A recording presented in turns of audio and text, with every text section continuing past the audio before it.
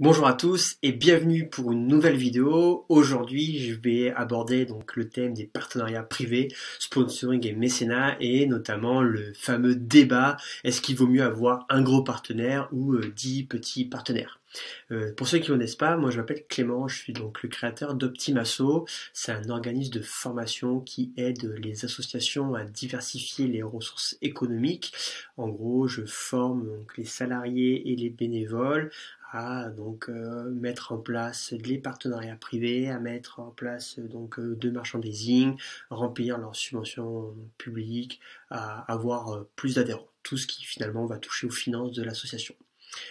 Dès que j'accompagne une association sur le sujet des partenariats privés, j'ai très souvent cette remarque, on va aller voir l'entreprise du bâtiment à côté, en plus en ce moment ils bossent bien, donc ils vont pouvoir nous faire un gros don. Dans l'absolu, pourquoi pas, je vais essayer de prendre tous les arguments qui sont pour et contre un gros partenaire. Je ferai la même chose pour avoir 10 plus petits partenaires. Et voilà. Bien sûr, à la fin, je donnerai mon avis par rapport à ce débat. Avant de commencer, petit instant promotion, je vous invite à liker, commenter, vous abonner à la chaîne Optimasso. Ça m'aide donc dans le référencement et du coup ça m'aide à aider d'autres associations car je vais être plus visible sur YouTube. Merci d'avance pour ceux qui le feront et qui vont le faire. Donc, est-ce qu'il vaut mieux avoir un gros partenaire ou avoir plein de petits partenaires? Ou est-ce qu'il vaut mieux d'ailleurs avoir 10 gros partenaires? Écoutez, j'aimerais bien avoir votre avis, donc n'hésitez pas à me le laisser par mail ou en commentaire, on pourra en débattre dessus. En tout cas, voici les arguments pour un gros partenaire. L'avantage, si vous allez démarcher donc des grosses entreprises, quand je dis gros partenaires, c'est peut-être des partenariats sur 10 000 € par exemple, tout de suite ça va beaucoup plus vite, vous rencontrez une seule personne, vous avez un seul rendez-vous à faire, voire deux, trois pour donc finaliser le partenariat, mais en gros ça va plus vite, du coup une grosse somme d'argent par rapport à votre investissement en termes de temps, et en plus, vous avez une grosse notoriété. Si une grosse boîte de votre ville est très connue et partenaire de votre club, ça vous propulse quand même un peu plus vers l'avant.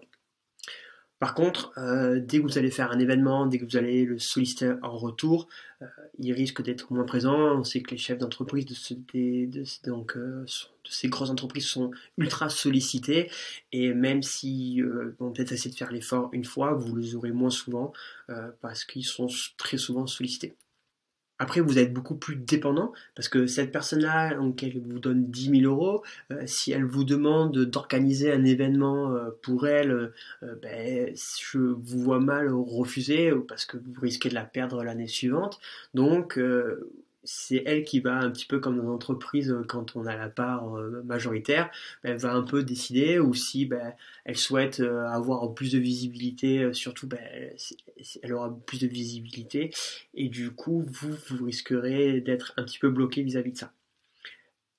Le dernier contre-argument, c'est que vous risquez de perdre de gros. Imaginez l'entreprise ferme, l'entreprise à moins de finances à cause du Covid par exemple, décide d'aller aider un autre club, tout de suite vous perdez 10 000 € d'un coup, et ces 10 000 € là, il faut aller les retrouver car c'est assez vital.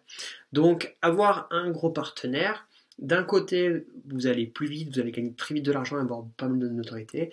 De l'autre, vous risquez de perdre, d'être beaucoup plus dépendant et d'être moins en fait résilient. Si vous choisissez d'avoir 10 partenaires, 10 petits partenaires, donc des petites entreprises, donc ça va être des PME entre 0 et 10 salariés, même des autres entrepreneurs, là vous allez pouvoir mettre en place la récurrence, parce que là vous allez créer une communauté qui va être fidèle à votre association et du coup chaque année vous allez pouvoir avoir des personnes qui vont continuer à donner, vous allez connaître ces personnes parce qu'ils sont plus atteignables, donc moins sollicités, donc du coup plus de temps à vous accorder, et ce qui va vous permettre d'un peu sécuriser ces dons qui vont devenir finalement récurrents et ce ne sera pas du one shot où ils donnent un coup et l'année prochaine il faut retrouver quelqu'un d'autre. Ensuite, plus vous avez d'entreprises, plus vous allez bénéficier de recommandations. C'est en fait l'effet réseau. C'est-à-dire que si une entreprise vous recommande à une autre, Ben, là, par rapport à un gros partenaire, ben, vous en aurez fait en deux, que là, ben, tout de suite, vous allez en avoir 20, et c'est de façon exponentielle. La notoriété, ben, vous allez aussi l'avoir parce que finalement, vous allez être connu de plus d'entreprises, d'accord? Même si vous avez plein de petites entreprises, c'est des fois, la plupart du temps, quand même des entreprises qui sont pignon sur rue, qui sont connues, et du coup, ben, en avoir 10, ça va vous permettre, vous aussi, d'avoir plus de notoriété. Une notoriété qui sera différente que si vous avez un gros partenaire, mais vous pourrez avoir peut-être plus d'impact parce que vous toucherez plus de monde. Ensuite, vous aurez des finances plus stables, parce que si vous en perdez un, ben, 1 à 1000 euros, ben, du coup, vous avez quand même 9000 euros qui restent. Et vous aurez finalement qu'à retrouver que 1000 euros. Alors, 1000 euros, ça reste une somme, mais par rapport aux 10 000 du gros partenaire, là, c'est quand même plus facile. Vous serez moins affecté par la concurrence parce que finalement, vous pourrez aller voir donc plein d'autres entreprises.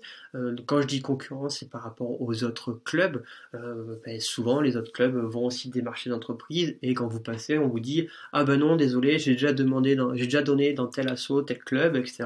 Ben revenez l'année prochaine. Voilà. Si votre gros partenaire vous dit ah ben non, j'ai déjà donné, c'est fini.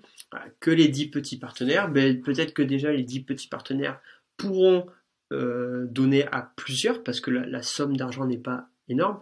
Pour rappel, donc si vous faites du mécénat, vous pouvez défiscaliser 60% et à hauteur de 0,5% du chiffre d'affaires de l'entreprise. Donc c'est une entreprise qui génère donc je sais pas 200, 300 000 euros de chiffre d'affaires, elle peut faire plusieurs dons. Et ensuite, vous allez pouvoir créer des événements beaucoup plus attractifs. Donc, par exemple, vous faites une soirée partenaire. Et si vous avez qu'un seul partenaire et qu'il invite 2-3 copains, ça peut être sympa pour lui, mais il n'y aura pas de synergie, il n'y aura pas de développement de réseau. Que si vous invitez 10 partenaires et que chacun invite une personne, même une personne de leur famille, ça va faire autant de personnes, autant de synergie à créer, et du coup, ça peut faire un bel événement de réseau. Et maintenant, donc les contre-arguments. Ça va vous demander plus de temps, car il va falloir à chaque fois répéter l'action pour chaque entreprise. Alors, ça va vous demander donc d'abord de développer votre réseau, d'avoir donc du temps pour démarcher, pour aller serrer des mains, vous faire connaître. Ensuite, ben, vous allez avoir moins d'argent. Alors, moins d'argent, pas en termes de dons, mais moins de bénéfices à la fin. Parce qu'imaginez que vous allez devoir vous mettre en face, donc si vous êtes salarié de l'association, ben, votre temps et du coup votre salaire. Si vous avez un livret, ben, il faut en imprimer plusieurs, donc ça fait des dépenses. Je vous conseille d'offrir un petit cadeau en fin d'année pour remercier votre partenaire, donc c'est une dépense aussi. Voilà, vous faites un événement, il y a plus de monde, donc finalement il y a plus de dépenses, donc il y a moins d'argent à la fin pour votre association, c'est un fait, et c'est donc un contre-argument d'avoir plein de petits partenaires. Ensuite, ben, il va falloir accuser le plus de refus. Donc ça, c'est le côté un peu désagréable de la prospection. Alors, ne le prenez pas pour vous quand il y a un refus. Hein, c'est que la personne ne peut pas forcément donner ou qu'elle a déjà été très sollicitée. Mais vous risquez, ben, si vous cherchez plein de petits partenaires, d'avoir beaucoup plus de refus que quand vous allez voir un seul gros partenaire. Ça, c'est la partie un peu désagréable de la prospection. C'est comme ça, on ne peut pas l'éviter. Et ensuite, il va falloir entretenir ce réseau.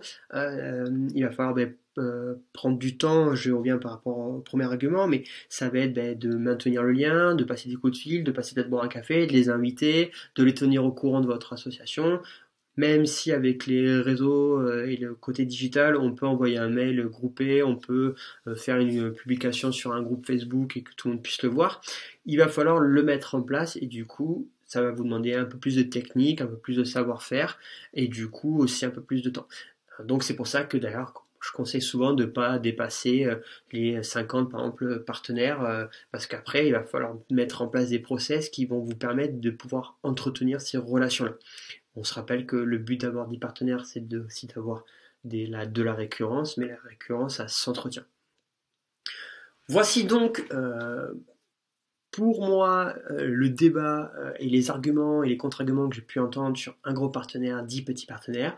Je laisse faire votre propre choix, à vous de décider. En tout cas, je sais pas si vous l'avez compris, mais moi je prône vraiment plutôt la communauté de partenaires, c'est-à-dire plein de petits partenaires et essayer de développer ce réseau pour développer une sorte de boule de neige et une fois qu'elle roule après, elle grandit d'elle-même grâce à la récurrence, grâce à la recommandation, à la notoriété, avec des finances qui sont visibles d'une année sur l'autre, donc ça vous permet aussi d'anticiper vos dépenses, moins de stress en cas de perte, même pendant la période donc de la crise sanitaire, certaines entreprises n'ont pas pu donner ce qui est normal, c'était même à la limite à l'association d'essayer de trouver des moyens d'aider l'entreprise, mais au moins elles ont quand même participé à la vie du club, ou ce qui en restait malgré certaines fermetures, et du coup c'est intéressant. Je vous invite donc à vous abonner, à liker, à commenter si ça vous a plu. N'hésitez pas à me donner aussi des sujets que vous souhaitez que je traite. Moi en tout cas ça fait grand plaisir, je publie une vidéo par semaine depuis maintenant quasiment 1 an. Je vous souhaite une très bonne journée et je vous dis à très bientôt pour une prochaine vidéo.